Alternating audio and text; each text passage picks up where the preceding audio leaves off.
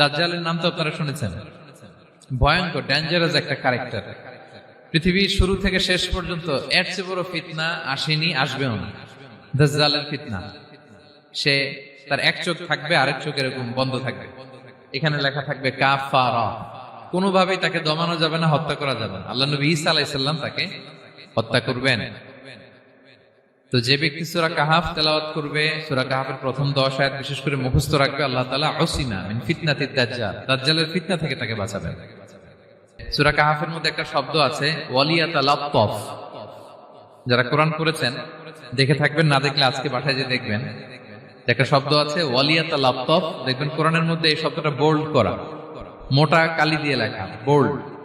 This is the middle of the holy Quran. এটা কোরআনের একেবারে মাঝখানে এই শব্দটা। এর আগে যত আয়াত তার পরে ঠিক তত আয়াত। সুবহানাল্লাহ বিহামদিহি। This is the middle of the holy Quran, এবং এটা সূরা কাহাফের মধ্যে আছে ওয়ালিয়াতালাত্তাফ শব্দটা আপনারা দেখবেন। এবং এই সূরাটা নবুয়তির ৫ম বৎসরে নাজিল হয়েছিল, আবিসিনিয়াতে, হিজরতের পূর্বে। তখন সাহাবীদের উপর, নমুসলিম সাহাবাদের উপর কঠিন অত্যাচার চলতেছিল, ভয়ঙ্কর ধরনের অত্যাচার। তো এই সূরাটা নাজিল করে আল্লাহ তাআলা ওনাদেরকে সান্ত্বনা দিলেন এবং বুঝাতে চাইলেন এই অত্যাচার, এই জুলুমের শিকার শুধু তোমরাই হচ্ছ না, এর আগেও হয়েছে অনেকে। 7 জন যুবক ছিল রোমান সাম্রাজ্যে, তারা তাদের ঈমান বাঁচানোর জন্য এরকম কষ্টের শিকার হয়েছিল, এবং তারা যে স্বপ্ন দেখেছিল সেই স্বপ্ন আল্লাহ তাআলা বাস্তবায়ন করেছেন। তো এই ঘটনাগুলো শুনিয়ে বেসিক্যালি মক্কার যে নও-মুসলিম সাহাবারা, তাদেরকে আল্লাহ তাআলা সান্ত্বনা দিচ্ছিলেন যে ফ্রাস্ট্রেটেড হওয়ার কিছু নেই। ওয়ালা তাহিনু ওয়ালা তাহজানু ওয়া আনতুমুল আ'লাউনা ইন কুনতুম মুমিনিন। হতাশ হবে না, চিন্তিত হবে না, বিজয় তোমাদেরই হবে যদি তোমরা মুমিন হও, যদি তোমরা বিশ্বাসী হও, তোমাদের ঈমানের দাবিতে যদি তোমরা সত্যবাদী হও। এই সূরাটা নাজিলের একটা প্রেক্ষাপট আছে। মক্কার কুরাইশরা কোনোভাবেই যখন রাসূল সাল্লাল্লাহু আলাইহি ওয়াসাল্লামকে দমাতে পারছিল না, তখন তারা প্ল্যান করলো যে আমরা মদিনাতে যে মদিনার ইহুদিদের কাছ থেকে কিছু জেনে আসি। কারণ মক্কাবাসীদের নবী, রাসূল, ওহী, আখিরাত এগুলোর ব্যাপারে কোনো ধারণা ছিল না। তো ফলে তারা কুরাইশরা নজর ইবনে হারিস এবং উকবা ইবনে আবি মুঈত এই দুইজনকে পাঠালো, তোমরা মদিনায় যাও, মদিনায় ইহুদিরা থাকে, ইহুদিদের কাছে তাওরাত নাজিল হয়েছিল। They have idea regarding prophets and আখিরাত, আখিরাত কি, নবী কি, এগুলোর আইডিয়া তাদের আছে। তো তাদের দুইজনকে পাঠালো যে তোমরা যে তাদের জিজ্ঞেস করো যে আমাদের জ্ঞাতি ভাইদের মধ্যে থেকে একজন তো নবী দাবি করে, সে কি আসলে নবী কিনা, আমরা কিভাবে বুঝবো? তো যেই চিন্তা সেই কাজ, তারা গেল মদিনাতে, মক্কা থেকে মদিনায়, যে খুলে বললো যে আমাদেরই এক ছেলে, আমাদেরই এক লোক বয়স 40 হওয়ার পর থেকে বলে আমি নবী, আমার কাছে ওহী আসে, আল্লাহ আমার কাছে বাণী পাঠায়, আর তিনি আমাকে বাণী বাহক করে পাঠিয়েছেন তোমাদের কাছে। এটা আসলে সত্য কিনা, আমরা একটু কনফিউশনে আছি। তো ইহুদিরা বলল তোমরা যে তাকে 3টি প্রশ্ন করবে, যদি উত্তর দিতে পারে বুঝবে সত্য নবী। 1 নম্বরে জিজ্ঞেস করবে যে মুহাম্মদ বলো তো আসহাবে কাহাফ কারা, আসহাবে কাহাফ সম্পর্কে তোমরা কি জানো? যে সূরাটার নাম সূরাতুল কাহাফ। কাহাফ মানে হচ্ছে কেই, গুহা, মানে গুহাবাসী। 7 জন যুবক এই গুহার ভিতরে আশ্রয় নিয়েছিল ঈমান বাঁচানোর জন্য। মুহাম্মদ তুমি যদি সত্য নবী হও বলো এই ঘটনাটা কি। 2 নম্বরে তাকে জিজ্ঞেস করবে জুলকারনাইন বাদশা সম্পর্কে কি জানে, সে কিছু জানে কিনা। 3 নম্বর তাকে জিজ্ঞেস করবে মা হুয়া রূহ, রূহ কি, যে রূহটা দেহে ঢুকলে মানুষ নড়ে চড়ে, প্রাণবন্ত একটা অ্যানিমেশন থাকে, এটা বের হয়ে গেলে সে ডেড বডি, লাশ হয়ে পড়ে থাকে। What is the origin of রূহ, স্পিরিট। এই 3টা প্রশ্নের উত্তর যদি জানে তাহলে আসলেই সে সত্য নবী। তারা এসে জিজ্ঞেস করলো মুহাম্মদ বলো আসহাবে কাহাফ কারা, বলো জুলকারনাইন কে, বলো রূহ কি। এই 3টা প্রশ্নের উত্তর যদি করতে পারো তাহলে বুঝবে তুমি সত্য নবী। রাসূল সাল্লাল্লাহু আলাইহি ওয়াসাল্লাম বললেন ঠিক আছে যাও, আগামীকাল উত্তর বলে দেব। তিনি ইনশাআল্লাহ বলতে ভুলে গেলেন। রাসূল সাল্লাল্লাহু আলাইহি ওয়াসাল্লামের ধারণা ছিল প্রতিদিনই তো জিবরাইল কোরআনের আয়াত নিয়ে আসে, তো তারই ধারাবাহিকতায় আগামীকাল আসবে, আমি জিজ্ঞেস করে নিব এই 3টা প্রশ্নের উত্তর। তারপরের দিন সবাই এসে হাজির, কিন্তু জিবরাইল আলাইহিস সালাম আসেনি। রাসূল সাল্লাল্লাহু আলাইহি ওয়াসাল্লাম একটু বিব্রতকর পরিস্থিতিতে বললেন। তারা বলল তুমি তো আজকে অ্যাপয়েন্টমেন্ট দিয়েছো, ডেট দিয়েছো, বলো উত্তর বলো। রাসূল সাল্লাল্লাহু আলাইহি ওয়াসাল্লাম বলল আজকে না, আগামীকাল বলে দিলাম। রাসূল সাল্লাল্লাহু আলাইহি ওয়াসাল্লাম ইনশাআল্লাহ কথাটা আর মনে করতে পারতেছেন না। এরপরের দিনও তারা এসে হাজির, কিন্তু রাসূল সাল্লাল্লাহু আলাইহি ওয়াসাল্লাম উত্তর দিতে পারতেছেন না। তারপরের দিন এভাবে পিছাচ্ছেন, রাসূল সাল্লাল্লাহু আলাইহি ওয়াসাল্লাম ডেট দিচ্ছেন না। এভাবে 1 দিন 2 দিন 3 দিন না, 15 দিন। কয়দিন? এদিকে তো এই প্রশ্নের উত্তর জানার জন্য এখন একজন দুজন আসে না, দলে বলে কাফিররা আসে। কারণ রাসূল সাল্লাল্লাহু আলাইহি ওয়াসাল্লামকে এখানে অপমান করা যাচ্ছে, ছোট করা যাচ্ছে, হেয় করা যাচ্ছে। তারা এসে হাসাহাসি করে। আবু বকর, ওমর রাদিয়াল্লাহু আনহুকে বলে, দেখো তোমরা না বলছো সত্য নবী, উনি সত্য নবী হলে তো প্রথম দিন উত্তর দিয়ে দিতে পারতো, পারে না কেন? এটা থেকে বোঝা যাচ্ছে তিনি আসলে মিথ্যাবাদী। 15 দিন রাসূল সাল্লাল্লাহু আলাইহি ওয়াসাল্লামের জন্য এত বিব্রতকর পরিস্থিতি আর ছিল না। 15 দিন পর আল্লাহ তাআলা আয়াত নাযিল করলেন, ওয়ালা তাকুলান্না বিশাইইন ইন্নী ফাইলুন যালিকা গাদা ইল্লা আইয়াশা আল্লাহ। অর্থাৎ হে নবী, ভবিষ্যতের কোনো কাজে যখন ওয়াদা দিবেন, কমিটমেন্ট করবেন, আপনি আইয়াশা আল্লাহ মানে ইনশাআল্লাহ বলা ছাড়া কখনো দিবেন না। রাসূল সাল্লাল্লাহু আলাইহি ওয়াসাল্লামকে শিক্ষা দেওয়ার মধ্য দিয়ে বেসিক্যালি আল্লাহ তাআলা গোটা মুসলিম উম্মাহকে শিক্ষা দিলেন, আমাদেরকে শিক্ষা দিলেন, যাতে আমরা ভবিষ্যতের কাজে আগে ইনশাআল্লাহ বলি। তো রাসূল সাল্লাল্লাহু আলাইহি ওয়াসাল্লাম লেসনটা পেলেন। এরপর আল্লাহ তাআলা উত্তর জানিয়ে দিলেন, আম হাসিবতা আন্না আসহাবাল কাহফি ওয়ার রাকিমি কানু মিন আয়াতিনা আজাবা। টানা 2 পৃষ্ঠা উত্তর দিলেন আসহাবুল কাহফ কারা। তাওরাত, জাবুর, ইনজিলে কোথাও এত বিস্তারিত উত্তর নাই আসহাবে কাহফের ব্যাপারে। আল্লাহ তাআলা আল কাহাফ, সূরাতুল কাহাফ নামে গুহাবাসীদের নামে একটা সূরা দিলেন, বিস্তারিত 2 পৃষ্ঠায় বর্ণনা করলেন তারা কারা। কুরাইশরা তো তাআজ্জুব বনে গেল, ঘটনা কি, মুহাম্মদের উত্তর কিভাবে জানলো? সে তো কারো কাছে পড়ে নাই, লেখে নাই, এই দেশের বাইরেও কোথাও যায় নাই। দ্বিতীয় প্রশ্ন ছিল যুলকারনাইনকে আল্লাহ আয়াত নাযিল করলেন, ওয়াসআলুনাকা আন যিলকারনাইন কুল সাআতলু আলাইকুম মিনহু যিকরা। টানা আল্লাহ তাআলা প্রায় 1.5 পৃষ্ঠা, 1 পৃষ্ঠারও বেশি যুলকারনাইনের ঘটনা শোনালেন। আর রূহের কথা শোনালেন সূরা আল ইসরাতে, ওয়াসআলুনাকা আনির রূহ কুলির রূহু মিন আমরি রাব্বি ওয়া মা উতীতুম মিনাল ইলমি ইল্লা কালিলা। রূহ এটা আল্লাহর স্পেশাল একটা অর্ডার, আল্লাহর আদেশে এটা ঢুকে আল্লাহর আদেশে বের হয়। এটা কেউ ছুঁতে পারে না, ধরতে পারে না, দেখতে পারে না, এটা আল্লাহর পক্ষ থেকে একটা মিরাকেল। 3টা প্রশ্নের উত্তর যখন আল্লাহ তাআলা দিয়ে দিলেন, রাসূল সাল্লাল্লাহু আলাইহি ওয়াসাল্লাম তাদেরকে সাবলীল ভাষায় শুনিয়ে দিলেন। তারা অবাক হয়ে গেল। এইটা হচ্ছে সূরাতুল কাহাফ নাজিল হওয়ার প্রেক্ষাপট। এরকম একটা সিচুয়েশনে নবুয়তির 5ম বছরে আল্লাহ তাআলা এই সূরাটা নাজিল করেছেন। এই সূরার কিছু ফজিলত আছে। রাসূল সাল্লাল্লাহু আলাইহি ওয়াসাল্লাম জুমার দিনে এই সূরাটা আমাদেরকে তেলাওয়াত করতে বলেছেন। আপনারা তেলাওয়াত করেন তো? সূরা কাহাফ যদি জেনে না থাকেন আজকে থেকে করবেন। রাসূল সাল্লাল্লাহু আলাইহি ওয়াসাল্লাম বলেছেন যে জুমার দিনে যে এই সূরা কাহাফ তেলাওয়াত করবে, মান ক্বারা সূরাতাল কাহফি ফি ইয়াউমিল জুমআতি আদাআ লাহু মিনান নূরি মা বাইনাল জুমআতাইন। 2 জুমার মাঝখানে আল্লাহ তাআলা এই জুমার সময়টাকে তার জন্য আলোকিত করে দেয়। কি করে দেয়? আলোকিত করে দেয়। একটা নূর তার জন্য সেট করে, এই নূর তাকে হেদায়েতের পথে অবশিষ্ট রাখে।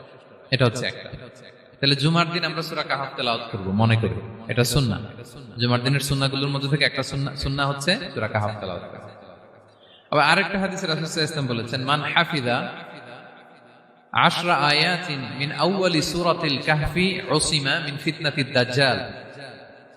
যে ব্যক্তি সূরা কাহাফের প্রথম 10 আয়াত মুখস্থ করবে সে দাজ্জালের ফিতনা থেকে মুক্তি পাবে।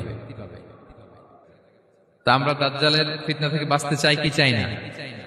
আমরা যেন সূরা কাহাফের প্রথম 10 আয়াত মুখস্থ করি, সূরা কাহাফ যেন জুমার দিন আমরা তেলাওয়াত করি। So now the question arises, what is the relationship of Suratul Kahf with Dajjal? দাজ্জালের সাথে সূরা কাহাফের রিলেশনটার কারণ কি? একটা মেকানিজম তো এখানে আছে। এত সূরা থাকে, রাসূল সাল্লাল্লাহু আলাইহি ওয়াসাল্লাম কেন বলেন যে সূরা কাহাফ পড়লে দাজ্জালের ফিতনা থেকে বাঁচবে? কারণটা কি? এর কারণ হচ্ছে দাজ্জাল আমাদেরকে যে সমস্ত জিনিস দিয়ে ফিতনায় ফেলবে, ওই ফিতনাগুলোর সলিউশন আল্লাহ তাআলা সূরা কাহাফের ভিতরে রেখে দিয়েছেন। দাজ্জাল 4টা জিনিস দিয়ে আমাদেরকে ফিতনায় ফেলবে। That's trial of faith, 1 number. ঈমানের পরীক্ষা সে আমাদেরকে ফেলবে, আমাদের বিশ্বাস নিয়ে ছিনিমিনি খেলবে সে। এটার সলিউশন আছে সূরা কাহাফ, আমি বলবো আস্তে আস্তে। 2 নম্বরে দাজ্জাল আমাদেরকে ফিতনায় ফেলবে, দ্য ট্রায়াল অফ ওয়েলথ, সম্পদ দিয়ে সে আমাদেরকে ফিতনায় ফেলবে। 3 number the trial of knowledge, জ্ঞান দিয়ে সে আমাদেরকে ফিতনায় ফেলবে। 4 number the trial of power, ক্ষমতা দিয়ে সে আমাদেরকে ফিতনায় ফেলবে। দাজ্জাল 4টা জিনিস দিয়ে আমাদেরকে পরীক্ষায় ফেলবে। কয়টা? 1 হচ্ছে ঈমানি পরীক্ষা, 2 হচ্ছে সম্পদ দিয়ে পরীক্ষা, 3 হচ্ছে জ্ঞান দিয়ে পরীক্ষা, 4 হচ্ছে ক্ষমতা দিয়ে পরীক্ষা। সে ঈমানের পরীক্ষায় আমাদেরকে ফেলবে। সে এসে বলবে আমি তোমার রব, এবং এটা প্রমাণ করার জন্য যা যা দরকার আল্লাহ তাআলা তাকে সব দিবেন। সে সব করতে পারবে। সে বলবে আমি তোমার রব। যদি বিশ্বাস না হয়, তোমার বাবাকে যদি জীবিত করে বিশ্বাস করবে? অনেকে বলবে হ্যাঁ আমার আব্বাকে জীবিত করে দেখান, তো তার বাবাকে ঠিকই সে জীবিত করে ফেলবে। আসলে শয়তান তার বাবার সুরাত নিয়ে সামনে দাঁড়াবে। আরে তাই তো, এটাই তো আমার বাবা, এটাই তো আমার দাদা। মানুষ ফিতনায় পড়ে যাবে, ইমানের ফিতনায়। সে ভাববে আসলে এটাই বোধহয় আমার রব। এবং তাকে এত ক্ষমতা দেয়া হবে, তার ডান দিকে থাকবে জান্নাত, বাঁ দিকে জাহান্নাম। তার কাছে আল্লাহ এটা দিবে। যে তার কথা শুনবে তাকে সে জান্নাতে ঢুকাবে, কিন্তু জান্নাতে ঢুকে সে জাহান্নামের শাস্তি ভোগ করবে। এটা তার বাইরের মানুষ বুঝবে না, অ্যাপারেন্টলি এটা জান্নাত। আর যে তাকে মানবে না তাকে সে জাহান্নামে ফেলবে, কিন্তু জাহান্নামে ঢুকলেও সে জান্নাতের নাজ নেয়ামত ভোগ করবে। তাহলে এই যে ইমানের ফিতনায় সে ফেলে দিবে আমাদেরকে। তো ইমান কি করে বাঁচাবো, এটা সলিউশন আমি শোনাবো আপনাদের। 2 নম্বরে, সে আমাদেরকে সম্পদ দিয়ে ফিতনায় ফেলবে। যার যা লাগবে সে তাই দিতে পারবে, যা লাগবে। সে যদি আকাশকে বলে আকাশ বৃষ্টি দাও, যাকে তারা মানবে ওই এলাকায় বৃষ্টি হবে, সুজলা সুফলা শস্য শ্যামলা হবে সে সমস্ত এলাকা, ফল মূলে ভর্তি হবে, বরকত আর বরকত। আর যে এলাকার লোকেরা, জনপদের লোকেরা তাকে মানবে না, সে বলবে ওখানে বৃষ্টি হবে না, হবেও না। ওখানে খরা, দুর্ভিক্ষ, মাটি ফেটে চলছে, মানুষ না খেয়ে মরবে, মহামারী, দুর্ভিক্ষ দেখা যাবে। তখন বিশ্ববাসী মনে করবে এটাই বোধহয় আমাদের রব। তার মানে সম্পদ দিয়ে ফিতনায় ফেলে দিবে। 3 নম্বর হচ্ছে নলেজ। তার জ্ঞানের কাছে গোটা বিশ্ব হার মানে। পূর্বের পরের যত জ্ঞান আছে সব আল্লাহ তাকে দিবে। ইলমুল আউয়ালিন ওয়াল আখিরিন। এমন কোন প্রশ্ন নেই যেটা দিয়ে তাকে আটকানো যায়। যাই জিজ্ঞেস করবেন সব জানতা, সব বলে দেয়। ভবিষ্যৎবাণী বলে দিবে, বলবে আগামীকাল ওইখানে অমুক দেশে বোমা বিস্ফোরণ হবে, হবে ওইখানে, ওখানে দুর্ভিক্ষ হবে, হবে, ভূমিকম্প হবে, হবে। সে যা বলবে তাই হবে। তার জ্ঞানের এই বহর দেখে মানুষ ফিতনায় পড়ে যাবে। 4 নম্বর হচ্ছে দ্য ট্রায়াল অফ পাওয়ার, ক্ষমতা। তার ক্ষমতার সামনে সবকিছু একেবারে ছিন্ন বিচ্ছিন্ন হয়ে যাবে, এত ক্ষমতা হবে তার। সে যেমনটি বলবে তেমনটি করতে হবে। বাতাসের চেয়ে দ্রুত বেগে সে এক দেশ থেকে আরেক দেশে চলে যাবে। তো তার এই সমস্ত অলৌকিক ক্ষমতা দেখে মানুষ ফিতনায় পড়ে যাবে। এবং এই ফিতনা, এই পরীক্ষার মুহূর্তগুলোতে মানুষ কিভাবে নিজেকে ধরে রাখবে তার সলিউশন আল্লাহ তাআলা সূরা কাহফে দিয়েছেন। এই 4টা ফিতনা থেকে বাঁচার জন্য আল্লাহ সূরা কাহফে 4টা ঘটনা উল্লেখ করেছেন। কয়টা? 1 নাম্বার হচ্ছে আসহাবে কাহফ, যুবকদের ঘটনা, 7 জন যুবকদের ঘটনা। ঈমান কি করে বাঁচাবেন, সলিউশন ওখানে। সম্পদের ফিতনা থেকে কিভাবে নিজেকে বাঁচাবেন, এজন্য একজন বাগানওয়ালার ঘটনা আল্লাহ সেখানে বলেছেন। জ্ঞানের ফিতনা থেকে কি করে বাঁচবেন, এজন্য আল্লাহ তাআলা মুসা আলাইহিস সালাম এবং খিজির আলাইহিস সালামের ঘটনা সেখানে উল্লেখ করেছেন। আর ক্ষমতার ফিতনা থেকে কি করে বাঁচবেন এটা বোঝানোর জন্য আল্লাহ তাআলা যুলকারনাইনের ঘটনা উল্লেখ করেছেন। 4টা ফিতনা থেকে বাঁচার জন্য কয়টা ঘটনা? 4টা ঘটনা। আমরা তাহলে একটা একটা করে ঘটনা শুনি, আমরা একটু উদ্ধার করার চেষ্টা করি যে কি কি সলিউশন আল্লাহ তাআলা আমাদের বাতলে দিলেন। 1 নম্বর হচ্ছে আসহাবে কাহফের ঘটনা। এটা 250 খ্রিস্টাব্দের সময়কালে রোমান সাম্রাজ্যের একজন বাদশা ছিল, নাম দাকিয়ানুস। প্রতাপশালী বাদশা, পৌত্তলিক, মূর্তির পূজা করে। ঈসা আলাইহিস সালাম বিদায় নিয়েছেন, 200-250 বছর হলো।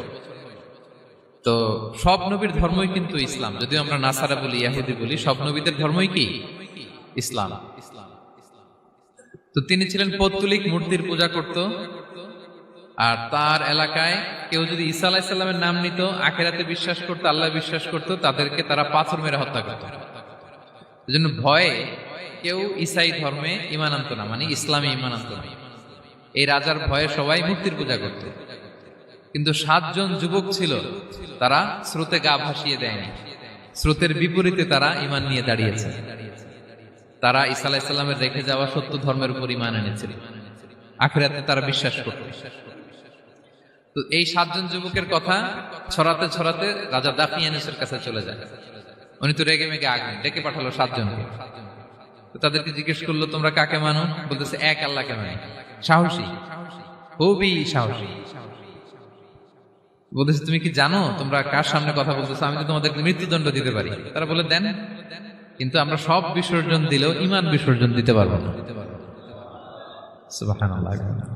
তিনি বললেন, তোমরা যুবক মানুষ, রক্ত গরম, আবেগে কথা বলতেছো, 3 দিন সময় দিলাম, যাও, ঈসার নাম ভুলে যাও, আখিরাত ভুলে যাও, আল্লাহর নাম ভুলে যাও, 3 দিন পরে তোমাদেরকে আবার ইন্টারভিউ নেব। ওই দিন যদি একই কথা বলো, পাথর মেরে 7 জনকে দুনিয়া থেকে উড়িয়ে দেবে। তারা চলে গেল। এবার 7 বন্ধু মিলে পরামর্শ করতে লাগলো, কি করতে পারি আমরা, এই গুণে ধরা সমাজকে আমরা কিভাবে বাঁচাবো, এই পৌত্তলিকতার ছোবল থেকে এই ইফসিস নগরীকে বাঁচাবো কি করে। নগরীটার নাম ছিল ইফসিস নগরী। বর্তমানে এটা তুরস্কের ইজমির শহরে অবস্থিত। এখনো জায়গাটা প্রত্নতাত্ত্বিকদের ওই ইয়েতে এটা সংরক্ষিত, এখনো টুরিস্টরা যায়। তো তারা বলল, আমরা ঈমান বিসর্জন দিব না, যদি আমরা ওদের কথা মেনে নিই আমরা তো মুশরিক হয়ে গেলাম, চলো আমরা এক কাজ করি, আমরা এলাকা ছেড়ে দিই। এই 7 যুবক আল্লাহর উপর ভরসা করে তারা বাড়ি ঘর আত্মীয় স্বজন সব ছেড়ে দিয়ে, লোকালয় ছেড়ে দূরে একটা পাহাড়ের ভেতরে আশ্রয় নিল। পাহাড়ের ভেতরে একটা গুহা ছিল, এই গুহাকেই আরবিতে বলে আল কাহাফ। কি বলে? এই সূরার নাম কি? সূরাতুল কাহাফ। তো তাদের সাথে সাথে একটা কুকুরও যাচ্ছিল। তারা বারবার তাড়িয়ে দেওয়ার চেষ্টা করতেছিল কুকুরটাকে যাতে না যায়, কিন্তু কুকুর শুধু কান্না করে তাদের সাথে যাওয়ার জন্য ঘেউ ঘেউ করতেছিল। এই কুকুরটাকেও সাথে নিল। ভালো মানুষদের সাথে থাকলে কি হয় দেখেন, এই কুকুরের কথা, যেহেতু 7 জন ইমানদারের সাথে একটা কুকুর ছিল, এই কুকুরের কথা আল্লাহ সূরাতুল কাহাফে উল্লেখ করে দিয়েছেন।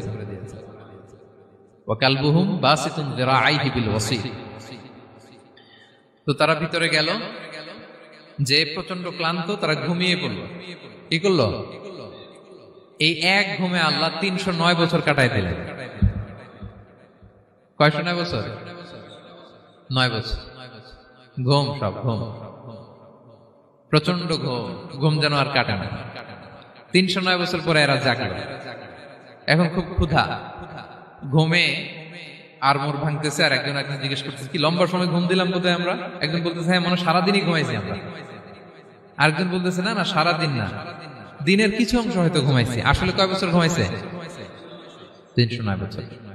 তো এদিকে সভ্যতার তো চেঞ্জ। এখানে ওই দাকিয়ানুস মরে, এর ছেলে মরে, এর নাতি মরে, পুতি মরে, এখন 6ষ্ঠ নম্বর রাজা আসছে। প্রজন্মের পর প্রজন্ম তো শেষ। 309 বছরে কমপক্ষে 4-5টা জেনারেশন চেঞ্জ হবে। তো জেনারেশন চেঞ্জ হয়ে, এলাকা চেঞ্জ হয়ে, তারা যে স্বপ্ন দেখেছিল এই ইফসিস নগরীতে কালিমার পতাকা উঠবে, তাদের স্বপ্ন আল্লাহ বাস্তবায়ন করেছেন। 309 বছরের ব্যবধানে এই এলাকার সবাই মুসলিম হয়ে গেছে। আল্লাহ চাইছিলেন ওদেরকে দেখাবে এটা, যে স্বপ্নটা যে বাস্তবায়ন হয়েছে এটা দেখাবে। তো ঘুম থেকে উঠছে, একজনকে তারা বললো যে লুকায় লুকায় চাদর মুড়ি দিয়ে কিছু রুটি নিয়ে আসো বাজার থেকে, যাতে তোমাকে না চিনে। চাদর মুড়ি দিয়ে যাও। কিছু পয়সা ছিল, মুদ্রা দিয়ে দিছে। তো সে যে যখন দোকানদারের কাছ থেকে রুটি নিছে আর মুদ্রা দিছে, দোকানদার বলে, এই মুদ্রা কোত্থেকে আসলো? 309 বছর আগে মালয়েশিয়াতে রিঙ্গিট ছিল কিনা জানি না, যেভাবে ওরা ট্রানজাকশন করতে পারে, যেটা ছিল ওইটা যদি এখন কেউ দেয়, রাধুনী বিলাসে খাবার পাওয়া যাবে? হ্যাঁ। তো রুটিওয়ালা বলে, তুমি বর্তমান সময়ের মুদ্রা দাও, এটা দিচ্ছ কেন? বলতেছে, এটা তো বর্তমান সময়ের মুদ্রা। বলতেছে, এই যে মুদ্রার মধ্যে দেখো কোন সালের সিল দেওয়া, এটা তো শত শত বছর আগে। বলতেছে, কি বলে শত বছর আগে? আমি তো আজকে সকালেই বাজার করলাম, ওই বাজার করে যে টাকাগুলো ছিল ওইটাই তো পকেটে। বলতেছে, বলে কি? নিশ্চয়ই তুমি গুপ্তধনের সন্ধান পেয়েছো, হিডেন ট্রেজার। বলো। মানে তার সাথে এদের কথাবার্তা কিছু মিলতেছে না। পরে তাকে ধরে ওই সময়কার রাজার কাছে নিয়ে গেছে। ওই রাজা আবার মুসলিম, সবাই মুসলিম তো হয়। সে যা বলে এরাও কেউ বিশ্বাস করে না, এরাও যা বলে এও বিশ্বাস করে না। আর এলাকা, এর বাড়ি ঘর আসবে কোত্থেকে? এর নাতি পুতি যা আছে 5-6 পুরুষ তো মরে সবাই কবরে। তখন তার কথা শুনে সবাই অবাক। তো এটা মিলানোর জন্য তারা 309 বছর আগের দাকিয়ানুস বাদশার সরকারি যে নথিপত্র, ওই পুরাতন ছিঁড়া নথিপত্র তারা বের করলো। বের করে দেখে ঠিকই দাকিয়ানুস নামে এক বাদশা ছিল, আর অনেক শত শত বছর আগে মোস্ট ওয়ান্টেড 7 জন যুবক ছিল, যাদের ব্যাপারে এক্সিকিউশনের অর্ডার ছিল। এখন দেখে তারা অবাক। লম্বা ঘটনা আমি খুব শর্ট করে বলতেছি। পরে সবাই মিলে তাকে সহ ওই গুহায় গেল। গুহায় যাওয়ার পরে সে বাকিদেরকে ডাকতে গুহার ভিতরে ঢুকলো। আল্লাহ তাআলা 7 জনকে ওইখানে মৃত্যু দিয়ে দিলেন। চিরকালের জন্য এই 7 জন ঘুমায় পড়ল। আর এলাকাবাসী, রাজা সহ এখানে তারা একটা মসজিদ নির্মাণ করলো। This is the story of আসহাবে কাহাফ। তো এলাকাবাসী যদিও মুসলিম হয়েছিল, কিন্তু আখিরাতের ব্যাপারে তাদের একটা সন্দেহ ছিল, যে আসলে মানুষ মরার পরে কি আবার জীবিত হবে? মৃত্যুবরণ করার পরে আবার মানুষ জীবিত হবে? তাদের মনের মধ্যে একটা সন্দেহ ছিল যে আসলে মারা গেলে মানুষ আবার উঠতে পারে। তো তাদের এই সন্দেহ দূর করার জন্য আল্লাহ তাআলা এই 7 জনকে 309 বছর ঘুম পাড়িয়ে আবার জীবিত করলেন। সুবহানাল্লাহি বিহামদিহি। তাহলে ঈমান কিভাবে বাঁচাতে হয় এটার প্রেরণা আমরা এই 7 যুবকের কাছ থেকে পাই। এখানে যেটা আমরা শিখি প্রিয় ভাইরা, 1 নম্বর লেসন হচ্ছে আমাদের গুড কোম্পানি লাগবে, রাইচাস পিপল, মানে আমাদের সার্কেলটা ভালো হইতে হবে। তাদের 7 জনের সার্কেলটা খুব ভালো ছিল, ফলে তারা বিপথে যায় নাই এবং তারা এমন শক্ত সিদ্ধান্ত নিয়েছে যে আল্লাহ তাআলা সেটাতে বরকত দিয়েছেন, গোটা সমাজকে আল্লাহ তাআলা চেঞ্জ করে দিয়েছেন। এটা হচ্ছে 1 নম্বর লেসন। আপনি ঈমান বাঁচাতে হলে আপনার সার্কেল ভালো লাগবে। খুঁজবেন যে এলাকায় যাবেন ওখানে নামাজি সার্কেল কারা আছে, ওখানে জ্ঞানী গুণী সার্কেল কারা আছে, ওখানে ভালো কাজ করতে চায়, একে অপরকে সহযোগিতা করে, কল্যাণের পথের যাত্রী কারা আছে খুঁজতে হবে আপনাকে। খুঁজে ওই সার্কেলে আপনি যুক্ত হবে, তাইলে ঈমান বাঁচানো যাবে। ক্লিয়ার? 2 নাম্বার হচ্ছে conflict between believers and disbelievers it's universal. সত্য মিথ্যার লড়াই এটা চিরন্তন, আজীবন থাকবে। এটা ওনাদেরও ছিল, এখনো আমাদের লড়াই করে যেতে হচ্ছে, আমাদের ভবিষ্যৎ প্রজন্মও করবে। এই লড়াইটা আমরা করে যেতে চাই, কি বলেন? হ্যাঁ, থামা যাবে না, আমরা থামতে আসিনি, আমরা এই লড়াইটা করে যাব, আমরা সত্যের কথা বলেই যাব ইনশাআল্লাহ। বলেন। 3 নাম্বার হচ্ছে যে লেসনটা আমরা পাই, অনেকগুলো লেসন, আমি খুব প্রেসাইজলি বলতেছি। যুবকরা চাইলে একটা সমাজকে পাল্টে দিতে পারে। এই পৃথিবীতে যত বড় বড় বিপ্লব হয়েছে এগুলো যুবকরা এনেছে। তারা হচ্ছে সভ্যতা গড়ার কারিগর। আসহাবে কাহাফ আমাদের এই সময়ের নওজওয়ানদের জন্য প্রেরণা, তারা আমাদের জন্য প্রেরণার বাতিঘর। তারা যেমনি ঈমানকে রক্ষা করেছে, আমাদের যুবকরা চাইলেও তাদের ঈমানি চেতনাতে স্পিরিট দিয়ে সমাজটাকে পাল্টে দিতে পারে। কি বলেন? এখানে বেশিরভাগই তো যুবক। হ্যাঁ, গুড সার্কেলে থাকবেন তো আপনারা? সত্যের পক্ষে সবাই থাকবেন তো? আল্লাহ তাআলা কবুল করুন। আচ্ছা, এবার 2 নাম্বার ছিল সম্পদের ফিতনা, কিভাবে বাঁচবেন।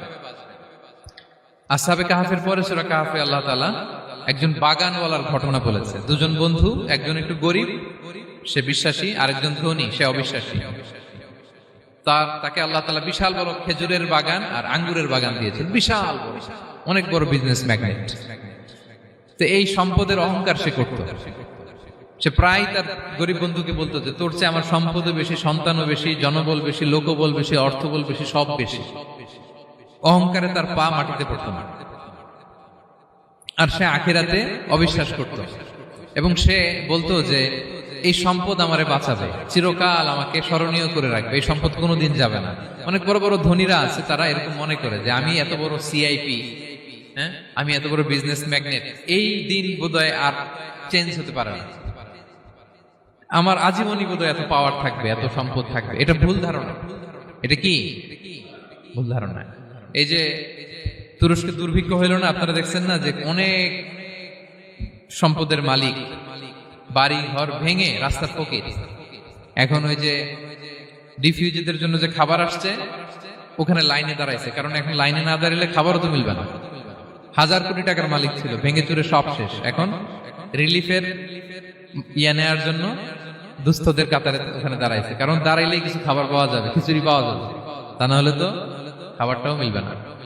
এই যে বঙ্গবাজারে আগুন লাগলো আমাদের বাংলাদেশে, 20টা-25টাও দোকান ছিল অনেকের যাদের অন্যান্য বিজনেস আছে তারা হয়তো সার্ভাইভ করতে পারতেছে, কিন্তু এমন অনেক ব্যবসায়ী ছিল সব শেষ, জ্বলে পুড়ে, তার টাকা পয়সা পুঁজি স্বপ্ন সব শেষ। তো ধনীকে গরিব বানাতে আল্লাহর 1 সেকেন্ডও লাগে না। ওই বিশাল প্রাসাদ থেকে টেনে ভাঙ্গা থালা হাতে দিয়ে রাস্তায় নামাইতে আল্লাহর কয় সেকেন্ড লাগে বলেন তো? 1 সেকেন্ডও লাগে না।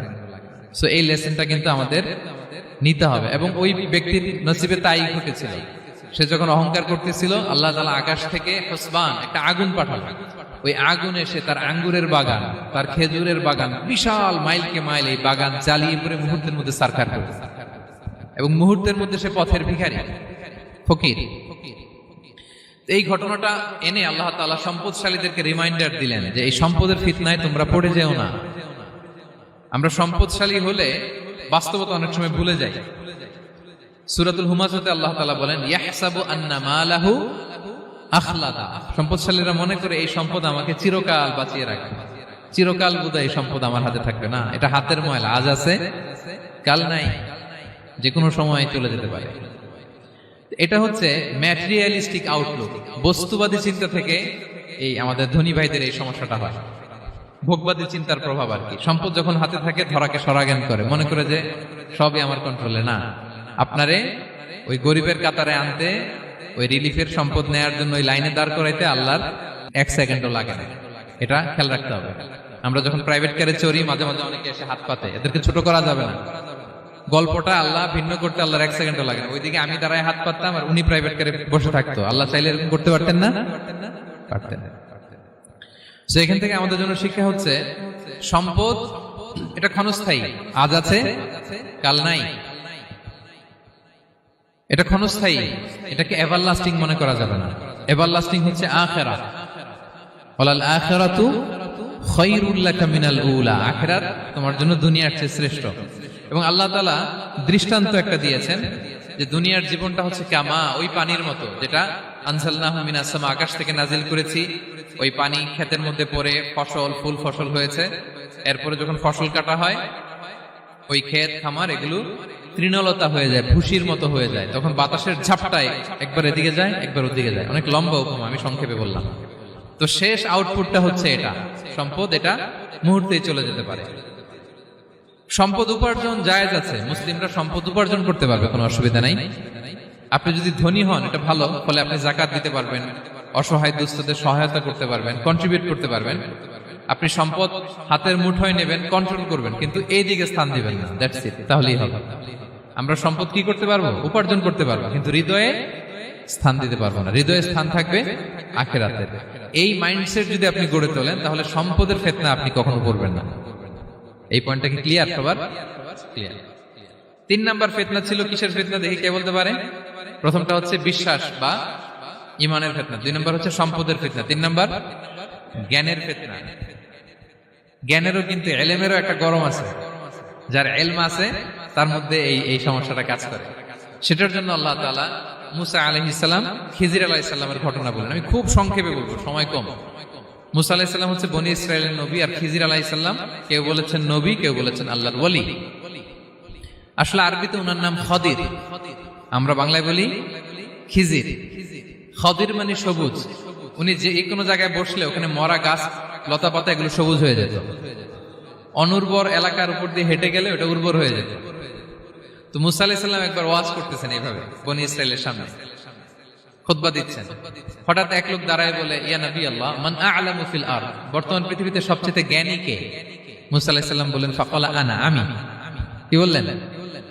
উনি আসলে ভুল কিছু বলেন নাই, কারণ প্রত্যেক জামানার নবীকেই আল্লাহ তাআলা সবচেয়ে বেশি জ্ঞান দিয়ে পাঠান, কারণ তার কাছে ওহীর জ্ঞান আসে, অদৃশ্যের খবর আসে, ইলমুল গায়ব আসে।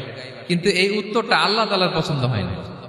আল্লাহ তাআলা চাচ্ছিলেন মুসা যদি বলতো আল্লাহ তাআলাই জানে কি জ্ঞানী বা আল্লাহই সবচেয়ে জ্ঞানী, এরকম হলে ভালো হতো। কিন্তু মুসা আলাইহিস সালাম কি বলছে? আমি। এখন প্রশ্ন করলো সবচেয়ে বড় জ্ঞানী কে? উনি কি বললেন? আমি। এই যে আমি, এটাতে ঝামেলা আছে। আমি বড়, আমি জানি, আমি সব। This is problematic. আল্লাহ এটা পছন্দ করলেন না। আল্লাহ তাআলা মুসা আলাইহিস সালামকে বললেন, মুসা তুমি যে বলছো তুমি জ্ঞানী, না তুমি জ্ঞানী না, তোমার চেয়ে বড় জ্ঞানী আছে। মুসা আলাইহিস সালাম বলে, তাই নাকি? আমার চেয়ে বড় জ্ঞানী কে? তো আল্লাহ তাআলা বললেন, ইযহাব ইলা মাজমাইল বাহরাইন, 2 সাগর বা 2 নদীর মিলনস্থলে যাও, ওখানে আমার এক বান্দা আছে তোমার চেয়েও জ্ঞানী। মুসা আলাইহিস সালাম বললেন, তাই নাকি? তো আল্লাহ, আমি কিভাবে চিনি উনি কোথায় থাকে, কিভাবে বুঝবো? আল্লাহ বললেন, একটা বড় মাছ নাও, এটাকে ফ্রাই করো, এটাকে ফ্রাই করে একটা ঝুড়ির ভেতরে নাও, যেখানে এই মাছটা সাগরে ঢুকে যাবে ওখানে আমার বান্দাকে পাবে। তো উনি ওনার সহযোগী ইউশা ইবনে নুনকে নিয়ে হাঁটতে লাগলেন। হাঁটতে হাঁটতে এক জায়গায় ক্লান্ত হয়ে পাথরের পাশে বিশ্রাম নিলেন। ওই পাথর থেকে আবার এক ধরনের পানি বের হয়, এই পানিটারে বলে আবে হায়াতের পানি, মাউল হায়াত, জীবন নদীর পানি। এই পানি কোনো মৃত প্রাণী বা বস্তুর গায়ে লাগলে ওটা জীবিত হয়ে যায়। তো ওনারা পাথরে হেলান দিয়ে বিশ্রাম নিচ্ছিলেন। ওই পানি ওই ফ্রাই করা মাছের গায়ে লাগার সাথে সাথে মাছ জীবিত হয়ে ঝুড়ি থেকে বের হয়ে সাগরে ঢুকে গেছে। ওনারা আর খেয়াল করেন না। এরপর আবার হাঁটতে লাগলেন। হাঁটতে হাঁটতে যখন ক্লান্ত শ্রান্ত, তখন বলে, এই ইউশা, আমাদের ওই মাছ, ফ্রাই মাছটা দাও, এখন খাই। ঝুড়ি খুলে দেখে মাছ নাই। মাছ গেল কোথায়? তখন ইউশা বলল, হয়তো আমরা যে পাথরের ওখানে বিশ্রাম নিয়েছিলাম ওখানে আমরা মিসিং, ওখানে হারাই ফেলছি। চলো চলো, আরে ওইদিকে তো যাইতে হবে আমাদের। উনি গেলেন, যে দেখে মাছ যে জীবিত হয়ে বালুর দিকে নাড়াচাড়া করতে করতে সাগরে ঢুকে গেছে, ওখানে দাগ আছে। মুসা আলাইহিস সালাম ঢুকলেন সুরঙ্গ, ঢুকে দেখে চাদর গায়ে দিয়ে এক লোক শুয়ে আছে। সালাম দিলেন, আসসালামু আলাইকুম। ওই লোক চাদর আর সরায় না, ভিতর থেকে বলতেছে ওয়ালাইকুম আসসালাম। তো চাদরের ভিতর থেকে উনি বলে মান আন, তুমি কে? মুসা আলাইহিস সালাম বললেন আনা মুসা, আমি মুসা। উনি বলেন মুসা বনি ইসরাইল, বনি ইসরাইলের মুসা? বললেন হ্যাঁ। কেন এসেছো? এবার চাদর খুললেন, বলতেছে আপনার কাছ থেকে কিছু শিখতে আসছি। আল্লাহ বলছে আপনি নাকি সবচেয়ে বড় জ্ঞানী। আমি ভুল করে বলে ফেলছিলাম আমি, আল্লাহ বলছেন যে আপনি নাকি জ্ঞানী। বলতেছে না, তুমি আমার জ্ঞান নিতে পারবে না, ওই ধৈর্য শক্তি তোমার নাই। মুসা আলাইহিস সালাম বললেন যে আপনি যে কোনো শর্তে আমাকে একটু রাখেন কয়েকদিন আপনার সাথে, আমি রাজি। বললেন না, তুমি পারবে না। মুসা আলাইহিস সালাম জোর করতে লাগলেন, অবশেষে খিদির আলাইহিস সালাম রাজি হলেন। বললেন শর্ত হচ্ছে আমি যাই করি আর না করি আমাকে কোনো প্রশ্ন করা যাবে না। মুসা আলাইহিস সালাম বললেন ওকে। সফর শুরু হলো। সামনে নদী, এক লোক তাদের নৌকা দিয়ে নদী পার করাই দিল। নদী পারাপারের পর খিজির আলাইহিস সালাম লাঠি দিয়ে নৌকার তলাটা ছিদ্র করে দিলেন। মুসা আলাইহিস সালাম বললেন ইন্না লিল্লাহি, এটা আপনি কি করলেন? ওরা আমাদেরকে নদী পার করে দিল, আর যে ভাড়াটা আসছিল এটাও নিল না, আমাদেরকে সম্মান দেখালো, আপনি নৌকা ছিদ্র করে দিলেন। খিজির আলাইহিস সালাম বলছে এই যে আমি বলছিলাম না তুমি ধৈর্য ধারণ করতে পারবো না, যাও তোমার রাস্তায় তুমি, আমার রাস্তায় আমি। মুসা আলাইহিস সালাম আবার ক্ষমা চাচ্ছেন যে আপনি আমার ক্ষমা করেন, আমি তো ভুলে গেছি, আর প্রশ্ন করবেন না। চলতে লাগলেন। হঠাৎ বাচ্চারা খেলতেছে, এক বাচ্চাকে ধরে হত্যা করলেন খিজির আলাইহিস সালাম। এবার তো মুসা আলাইহিস সালাম রেগে গেছে, আপনি করলেনটা কি? নিষ্পাপ ফুলের মতো শিশুকে হত্যা করলেন। খিজির আলাইহিস সালাম বলে এই যে আমি জানতাম যে তুমি ধৈর্য ধারণ করতে পারবে না, তোমার রাস্তা এক, আমার রাস্তা এক, যাও। এবার মুসা আলাইহিস সালাম করজোর করতেছে যে this is the last chance, একটা ফাইনাল চান্স দেন, একটা সুযোগ দেন, আর আমি প্রশ্ন করব না, এটাই লাস্ট। বলেন ওকে ঠিক আছে। হাঁটতে হাঁটতে এক ইহুদি বসতির সামনে যে হাজির, দুজনই খুব ক্ষুধার্ত, খাবার চাইলো, এরা আবার কৃপণ, খাবার দিল না। তো খিজির আলাইহিস সালাম বললেন ঠিক আছে, খাবার যেটা দিচ্ছেন আমরা চলে যাই। যাওয়ার পথে দেখতেছে এই এলাকার একটা দেয়াল ভেঙে পড়ে যাবে। তিনি বললেন মুসা চলো এটা ঠিক করে দেই। দুইজন মিলে প্রচন্ড ক্ষুধায় এটা সেটা এনে দেয়ালটা তৈরি করতেছে। মুসা আলাইহিস সালাম তো এমনিই রাগী, পেটে আবার ক্ষুধা, আবার বলছে কিছু বলাও যাবে না। তিনি এবার আর প্রশ্ন করেন, বলতেছে ওরা এত কিপটামি করলো আর আপনি এটা করে দিলেন, আপনি তো চাইলে এটা টাকা নিতে পারতেন, পারিশ্রমিক নিতে পারতেন চাইলে। এই কথা বলার পর খিজির আলাইহিস সালাম বললেন হাদা ফিরাকু বাইনি ওয়া বাইনি, এখানেই তোমার আর আমার সেপারেশন, আর সামনে আগানো যাবে না, তোমার কোনো ধৈর্যই নেই। তো এতটুকু তোমাকে আমি বলি যে আমি একটাও আল্লাহর আদেশ ছাড়া করি নাই, আল্লাহর আদেশে আমি করেছি। কি? এক নম্বর হচ্ছে ওই যে আমাদের ভাড়া নিতে চাইলো না, আমাদেরকে পার করে দিল, নৌকাটা ছিদ্র করেছি কারণ এই এলাকায় একজন জালিম বাদশা আছে, সে নৌকা পেলেই গরিব মাঝিদের নৌকা সিজ করে নিয়ে যায়। তো এটাকে যখন তলায় ছিদ্র করে দিছি, এই রাজার লোকেরা এসে দেখবে যে এটা তলা ছিদ্র, পানি ঢুকতেছে, এটা নিবে না, ওরা পরে সামহাও এটা রিপেয়ার করে চালাইতে পারবে। মুসা আলাইহিস সালাম বলে সুবহানাল্লাহ, তাই তো, এটা তো আমি বুঝতে পারি নাই। আর ওই ছোট শিশুটাকে হত্যা করছি, ও অনেক বড় জালিম হবে এলাকা, তার ফিতনায় এলাকাবাসী তটস্থ থাকবে, সে তার মা বাবাকেও জাহান্নামে নেবে, এজন্য আল্লাহ তাআলা আদেশ দিয়েছেন আমাকে, আল্লাহর আদেশে আমি তাকে হত্যা করেছি। মুসা আলাইহিস সালাম বললেন তাই তো, এটা তো অনেক ভালো কাজ করছেন। তাইলে তো বলতেছে তাহলে ওইটা বলেন, খাবারও দিল না, এত কৃপণ, এদের দেয়াল কেন ঠিক করতে গেলেন আপনি? তখন তিনি বললেন যে আসলে এটা একটা ইয়াতিমদের ঘর ছিল, দুইটা ইয়াতিম শিশু, তাদের বাবা মা খুব ভালো ছিল, আর এই দেয়ালের নিচে আছে গুপ্তধন, এই দেয়ালটা পড়ে যাবে, এই গুপ্তধন তারা ছোট মানুষ নিতে পারবে না, এলাকাবাসী তাদেরকে বঞ্চিত করে নিয়ে যাবে। আমি দেয়াল গড়ে দিলাম যাতে করে তারা যখন প্রাপ্তবয়স্ক হয় নিজেদের সম্পদ নিজেরা বুঝে নিতে পারে। সুবহানাল্লাহ ওয়া বিহামদিহি। মুসা আলাইহিস সালাম বলে তাই তো, এগুলো তো আমি বুঝতে পারি নাই। তো এই ছিল খুব সংক্ষিপ্ত পরিসরে মুসা আলাইহিস সালাম খিজির আলাইহিস সালামের ঘটনা। তো রাসূল সাল্লাল্লাহু আলাইহি ওয়াসাল্লাম বুখারীতে একটা চমৎকার কথা বলেছেন, তিনি বলেছিলেন ওয়াদিদনা আন্না মুসা সাবার হাত্তা ইউকাসসা আলাইনা মিন আমরিহিমা। রাসূল সাল্লাল্লাহু আলাইহি ওয়াসাল্লাম বলেছিলেন ইস, আমার ভাই মুসা যদি আরেকটু ধৈর্য ধরতো তাহলে আরো কিছু অজানা তথ্য আমরা জানতে পারতাম। এখান থেকে, এই ঘটনা থেকে আমরা কি শিখলাম? প্রথম যেটা আমরা শিখলাম, জ্ঞান নিয়ে বড়াই করতে নেই, ঠিক কিনা? জানার কোনো শেষ নেই, জাননেওয়ালার উপরও জাননেওয়ালা আছে, জ্ঞানীর উপরও জ্ঞানী আছে। আপনি কিছু জেনেই মনে করবেন না আমি সব জানি, আপনার চাইতেও বেশি জ্ঞানী অনেকে আছে। অনেক সময় বক্তার চাইতেও শ্রোতারা অনেক জ্ঞানী। হয়তো এখানে এমন অনেক জ্ঞানী লোক আছে যার ধারে কাছেও আমরা কেউ নেই, হতে পারে। সো আমি সব জানি, এটা ভুল, এটা শয়তান বলে। এটা কে বলে? শয়তান বলে। আবু নাওয়াস একটা কবিতা লিখেছেন, ওয়াকুল লিমান ইয়াদদাঈ ফিল ইলমি ফালসাফাতান হাবাসতা শাইআন ওয়া গাবাত আনকা আশিয়াউ। কেউ যদি বলে আমি সব জানি, তুমি তাকে বৃদ্ধাঙ্গুলি দেখিয়ে বলো আপনি কিছুই জানেন না, আপনি অল্প কিছু জেনেছেন, জানার এখনো অনেক বাকি। তাহলে মুসা আলাইহিস সালামের এই ঘটনা জিজ্ঞেস করা হলো কে জ্ঞানী, উনি বললেন আমি জ্ঞানী। এরকম কি আমরা কখনো বলবো না? সবচাইতে বড় জ্ঞানী কে? ওয়া ফাওকা কুল্লি যী ইলমিন আলিম, সবচাইতে বড় জ্ঞানী আল্লাহ তাআলা। সো জ্ঞান নিয়ে আমরা অহংকার করব না। 2 নম্বর যে শিক্ষাটা আমরা পাই, ওই যে নৌকা দিয়ে পারাপার হচ্ছিল, তখন একটা চড়ুই পাখি এসে সাগরের মধ্যে মুখ দিয়েছিল। তো খিজির আলাইহিস সালাম বললেন, মুসা তুমি কি চড়ুই পাখিটা দেখতে পাচ্ছ? হ্যাঁ দেখতে পাচ্ছি। চড়ুই পাখিটা যে সাগরে মুখ দিয়ে দেখতে পাচ্ছ? হ্যাঁ দেখতে পাচ্ছি।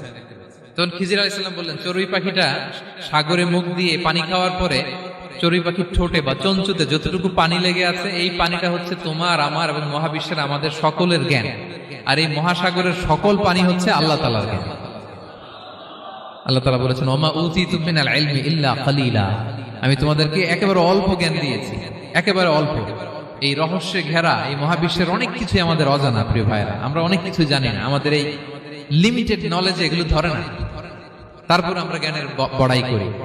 আপনারা উপমাটা বুঝতে পারছেন? একটা নৌকা থেকে চড়ুই পাখি ঠোঁট দিয়ে পানি খাচ্ছে, পানি খাওয়ার পরে স্বভাবতই চড়ুই পাখির ঠোঁটে একটু পানি তো লাগবে। খিজির বললেন যে এই পানিটা হচ্ছে তোমার আমার পৃথিবীর সবার জ্ঞান, আর এই সাগরের বাকি পানিগুলো কার জ্ঞান? এবার বুঝতে পারছেন আল্লাহ তাআলার জ্ঞানের পরিধি। আমরা জ্ঞান নিয়ে যেন কখনো কি না করি, বড়াই না করি। জ্ঞান 2 ধরনের, একটা বাহ্যিক জ্ঞান, একটা অন্তর্নিহিত জ্ঞান। External knowledge, internal knowledge. আমরা যখন কোরআন হাদিস পড়ি আমাদের বাহ্যিক জ্ঞান অর্জন হয়। কোরআন হাদিস পড়লেই আপনি জ্ঞানী হয়ে যান।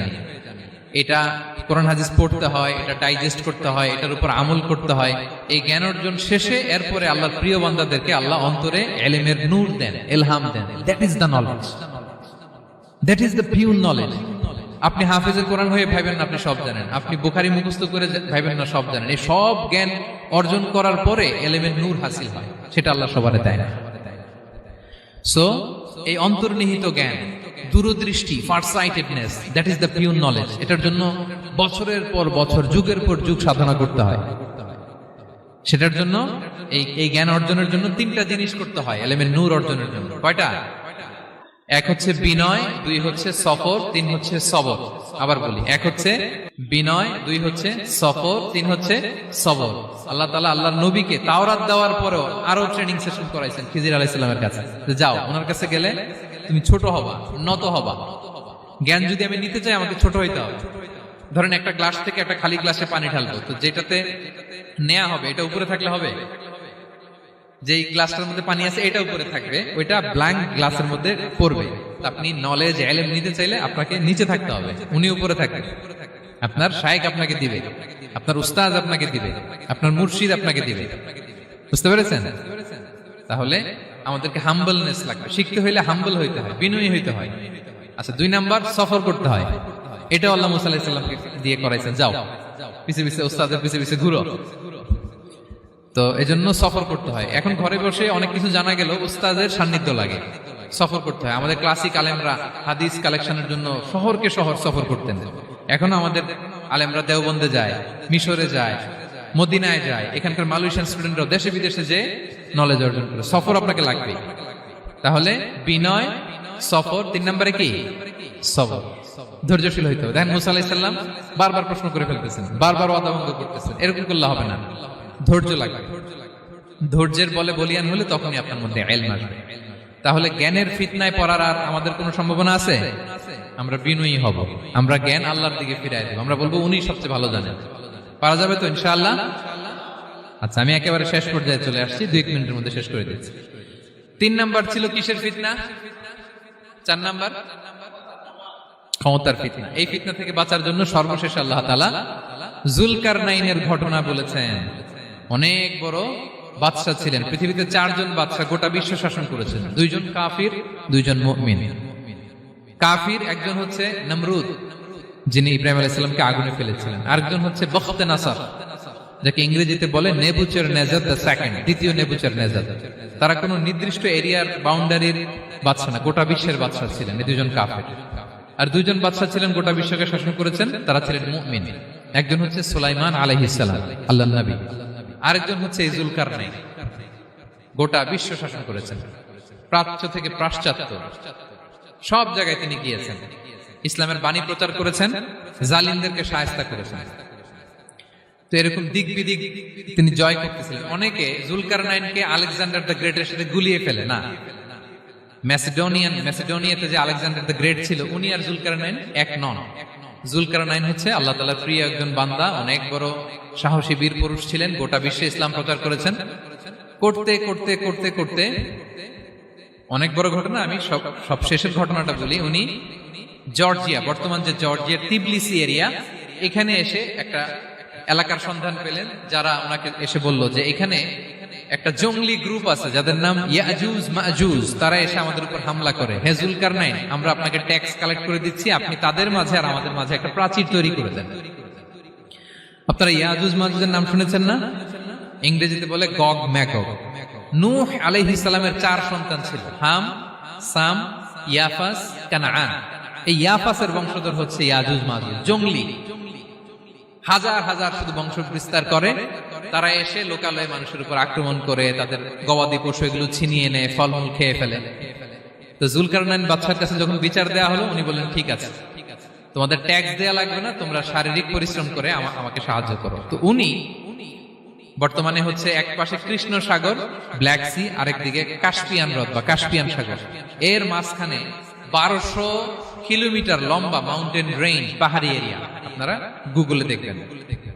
এইখানে 2 পাহাড়ের মাঝখানে ফাঁকা জায়গায় তিনি বড় বড় লোহার পাত প্রথিত করলেন, গেড়ে দিলেন। এরপরে তামা, সীসা গালিয়ে বিশাল একটা ওয়াল তৈরি করলেন। এটা জুলকারনাইন উনার বানানো ওয়াল বা ড্যাম, প্রাচীর। এখন আর ইয়াজুজ মাজুজ আসতে পারে না, ওরা আর আসতে পারে না। ওরা প্রতিদিন এটা ভাঙার চেষ্টা করে, কিন্তু ভাঙতে ভাঙতে আরেকটু ভাঙলেই ভেঙে যাবে। ওরা বলে আগামীকাল ভেঙে ফেলবে, ইনশাল্লাহ বলতে ভুলে যায়। এজন্য এরপরের দিন এসে দেখে আবার এটা আগের মতো হয়ে আসছে। কিয়ামতের আগ দিয়ে ওদের মধ্যে এই ইনশাআল্লাহর প্রেরণা আসবে। তাদের একজন বলে উঠবে, আগামীকাল ইনশাআল্লাহ আমরা এটা ভেঙে খান খান করে দেব, ঠিকই ভেঙে ফেলবে। তখন তারা ভেঙে চুরে কুটি কুটি ইয়াজুজ মাজুজের দল এসে হামলে পড়বে। সামনে পড়বে তাবারিয়া সাগর, একদল এসে তাবারিয়া সাগর এমন ভাবে খাবে, এই দল যাওয়ার পরে আরেক দল এসে এখানে যে সাগরে যে পানি ছিল এটা কল্পনাই করতে পারবে না। তারা পৃথিবীতে ফিতনা ফাসাদ করবে। ঈসা আলাইহিস সালাম তখন আসবেন, দোয়া করবে আল্লাহ তাআলার কাছে মুমিনরা, একটা মহামারী দিবে আল্লাহ তাআলা ইয়াজুজ মাজুজের মধ্যে, ওরা মরে যাবে সব। এরপর বিশাল এক পাখি এসে তাদেরকে আল্লাহর মর্জি মাফিক এমন এক জায়গায় ফেলে আসবে, কেউ জানবে না। তো তারা যে পচে গলে মাটির সাথে মিশেছিল, এই গলিত লাশ থেকে মাটি খুব উর্বর হয়ে যাবে। এরপর আল্লাহ তাআলা পৃথিবীর মধ্যে বারাকা দিবেন, কিছু রোপণ করলে তাড়াতাড়ি ফুলে ফেপে বড় বড় ফলমূল হচ্ছে। তো এটা কিয়ামতের আলামতের অন্য কোনো আলোচনায় হয়তো আমরা বলবো। তো জুলকারনাইন তিনি বিশাল এখানে প্রাচীর তৈরি করে দিয়েছিলেন, এবং প্রাচীর তৈরি করে দিয়ে তাদেরকে বলেছিলেন যে যতদিন আল্লাহ তাআলা চাইবেন এটা থাকবে, এবং যেদিন আল্লাহ তাআলার আদেশ আসবে এটা ভেঙে খান খান হয়ে যাবে। তার মানে দেখেন, এত পাওয়ারফুল, এত শক্তিশালী, এত ক্ষমতাধর হওয়ার পরেও তিনি তার ক্ষমতাকে কার দিকে ফিরিয়ে দিয়েছেন? যে আল্লাহ যতদিন চাইবে এই প্রাচীর টিকে থাকবে, যেদিন আল্লাহ তাআলার আদেশ আসবে এই প্রাচীর ভেঙে খান খান হয়ে যাবে। সো আমরা ক্ষমতার দেখা পেলে, চেয়ার একটা পেলে, আমরা যেন জালিম হয়ে না উঠি, এটা হচ্ছে এখান থেকে শিক্ষা। আমরা যেন জুলুম না করি। উনি সম্পদের মালিক ছিলেন, ক্ষমতার মালিক ছিলেন, কিন্তু উনি যে আল্লাহর বান্দা এটা ভুলে যান নাই। আমরা যখন